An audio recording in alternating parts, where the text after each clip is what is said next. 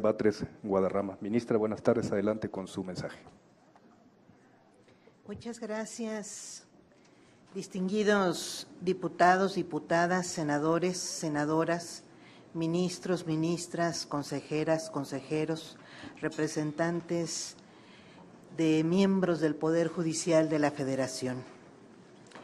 Hoy las puertas del Poder Judicial están abiertas al tráfico de influencias y cerradas al pueblo de México. El Poder Judicial es independiente de la ciudadanía, no de los poderes fácticos. No es una apreciación subjetiva. De cerca de 258,000 tesis aisladas y de jurisprudencia vigentes, solo 195 se refieren al derecho a la salud, 70 al derecho a la educación, 30 al derecho a la vivienda y apenas 13 al derecho al agua.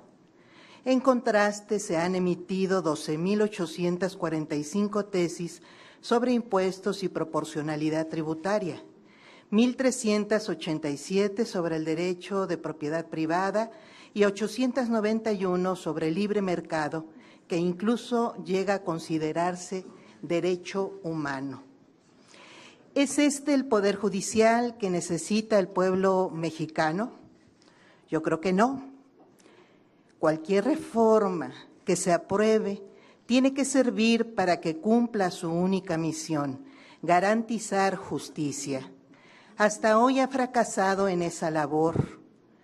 La reforma que se propone plantea 3 temas: elección de personas juzgadoras, sustitución del Consejo de la Judicatura por un tribunal de disciplina y un órgano de administración, acatamiento del límite de remuneraciones previsto en el artículo 127 constitucional. La reforma propuesta democratiza al Poder Judicial, lo abre al escrutinio público, obligando a sus titulares a responder al interés general. Crea el mecanismo de control que le ha faltado para garantizar rendición de cuentas, administración fiscalizable y sanciones a las personas juzgadoras. La reforma garantiza que de una vez por todas se cumpla con el límite de las remuneraciones de las personas servidoras públicas impuesto hace 14 años, cuyo abuso sigue generando indignación a nuestro pueblo. A esta reforma histórica quisiera contribuir con una propuesta complementaria que entrego a esta soberanía. Propongo limitar a los órganos del Poder Judicial para que respeten claramente la Constitución, empezando por la Suprema Corte, limitar sus interpretaciones y resoluciones, absteniéndose de revivir normas que el Congreso de la Unión ha abrogado y derogado, y de emitir estándares, lineamientos o parámetros dirigidos a regular la función ejecutiva o legislativa. Limitar la invalidación de leyes para que proceda solo cuando se actualice algún contenido realmente inconstitucional. Eliminar la invasión judicial en nombramientos de funcionarios de la administración pública y de magistrados de tribunales administrativos o agrarios. Transparentar la actuación de los órganos jurisdiccionales, abriendo las sesiones de la Suprema Corte, publicando los proyectos de sentencia e incorporando la realización de audiencias públicas en las que puedan manifestarse actores que no sean parte en los juicios. Suprimir la manipulación de tiempos de resolución y la asignación arbitraria de casos a ministras y ministros en la Suprema Corte. De acuerdo con nuestra Constitución, no existe la supremacía judicial, sino la supremacía constitucional y el equilibrio de poderes. Si bien el Poder Judicial debe abstenerse de invadir facultades de otros poderes, creo razonable que expanda sus propias facultades. Esta reforma es una oportunidad para revisar los mecanismos de cumplimiento de ejecutorias de juicios constitucionales para sustituir la desproporcionada destitución y consignación penal de personas servidoras públicas como únicas medidas garantes de las sentencias. Propongo que se revise también quién tiene la última palabra en la interpretación constitucional. Creo que debe ser compartida por los poderes de la Unión para eliminar la indebida supremacía judicial que existe de facto. Por otro lado, debemos generar mecanismos y criterios que faciliten la defensa de derechos sociales en las instancias jurisdiccionales. Si alguna atribución de la Corte debe ser amplia, eficaz y contundente, es la que se circunscribe a su propia naturaleza de instancia revisora. Propongo a esta soberanía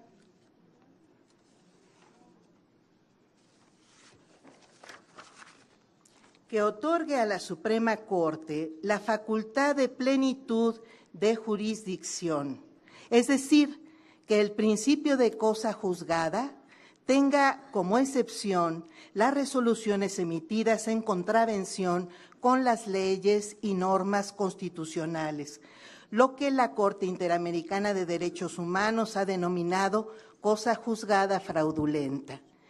Permanentemente llegan casos a la Corte en los que se defrauda la justicia, la defensa, el procedimiento, la instancia y quedan en absoluta impunidad. Las principales víctimas de esta ausencia de garantías jurisdiccionales son las personas más humildes. Si difícilmente pueden acceder a una defensa, es más constante que encuentren abusos que justicia en las y los abogados o los jueces mexicanos. Para nuestra población, la justicia en México es cara, elitista, desgastante, humillante, lenta, inaccesible, inentendible, abusiva, misógina, racista, clasista, corrupta, parcial.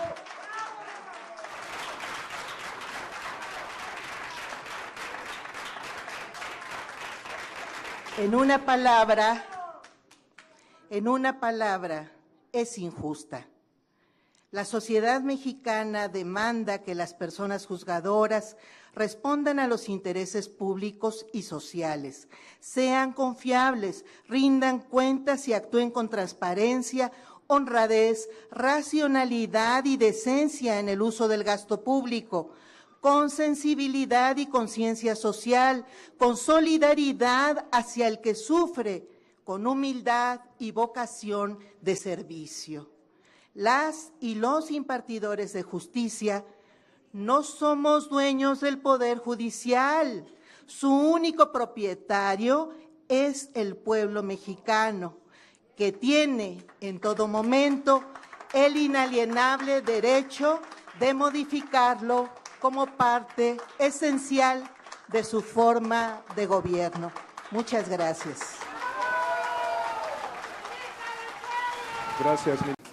Muchas gracias, ministra presidenta. Vamos ahora a escuchar al expresidente de la Suprema Corte de Justicia de la Nación, Arturo Saldívar. Adelante, expresidente. Buenas noches. Buenas noches. Agradezco a los diputados Ignacio Mier y Juan Ramiro Robledo su amable invitación. Cada vez que se hace una crítica al Poder Judicial, se habla de independencia judicial y de autonomía, como si estos conceptos fueran valores en sí mismos, como si fueran conceptos etéreos y no garantías instrumentales para la justicia. Se olvida casi siempre que la independencia judicial exige legitimación social, esto es, la confianza del pueblo, de la gente, en su aparato de justicia. Sin legitimación social, la independencia no es sino una máscara para juzgar en contra de los derechos y los intereses del pueblo. La legitimidad social en la justicia de México está rota desde hace mucho tiempo. pero quizás nunca ha estado en peor situación que ahora. Si preguntamos a la gente, que lo hicimos en los diálogos por la transformación, 6 meses intensos, más de 400 foros, la gente te dice que tenemos una justicia elitista, una justicia que privilegia a los que tienen frente a los que no tienen, que maltrata a las mujeres, que castiga la pobreza y no la delincuencia, y que no tiene legitimación social. Hace unos años, ante esta situación tan grave de la justicia y en particular del Poder Judicial Federal, con el apoyo del presidente Andrés Manuel López Obrador y de la mayoría de las fuerzas políticas de este Congreso de la Unión, se llevó a cabo una reforma judicial con y para el Poder Judicial, una autorreforma del Poder Judicial que fue muy importante y que dio resultados mientras se tuvo la voluntad de que los diera. Se combatió como nunca la corrupción, se desarticuló el nepotismo, se previno y se castigó el acoso sexual, generamos una justicia digital completa, tuvimos una escuela profesional, judicial profesional, con una nueva carrera judicial, se generó un auténtico instituto de la defensa pública y lo más importante, se generó una política de igualdad y paridad de género. Lamentablemente, en enero de 2023 se tomó otra decisión y la decisión fue: destruyamos todo lo que se hizo y confrontémonos con los otros poderes del Estado. Y entonces se dejó de combatir la corrupción, se regresó al nepotismo como cultura, se quitaron las políticas de paridad de género y de igualdad, la escuela judicial volvió a ser el club de amigos y el Instituto de la Defensoría Pública, el patito feo del Poder Judicial. Pero sobre todo se acrecentó la lejanía con el pueblo de México. La Suprema Corte se convirtió en defensora de las élites, de la oligarquía, de los poderosos, de la comentocracia, de la derecha. La Suprema Corte decidió otorgarle a la oposición en una suspensión, en una sentencia, lo que habían perdido en las urnas. Y esto lo dije en el Pleno de la Corte, siendo ministro en funciones. Pero lo peor, decidió intervenir en el proceso electoral de manera descarada con los hechos que hoy son públicos de todos nosotros. ¿Cómo se hizo todo esto? Con la máscara de la supuesta independencia judicial. Somos independientes y podemos hacer lo que queramos y no tenemos que darle explicaciones a nadie. Pero olvidaron que el pueblo no es tonto. Y el pasado 2 de junio el pueblo mandó un mensaje contundente de que se requiere una profunda reforma judicial y que requerimos una justicia diferente. Casi 36 millones de votos le dijeron a los ministros y a las ministras: no más injusticia, ya basta. Queremos un poder judicial sensible, cercano a la gente, con humanismo y fundamentalmente un poder judicial más democrático. Tenemos hoy un claro mandato popular que no podemos traicionar.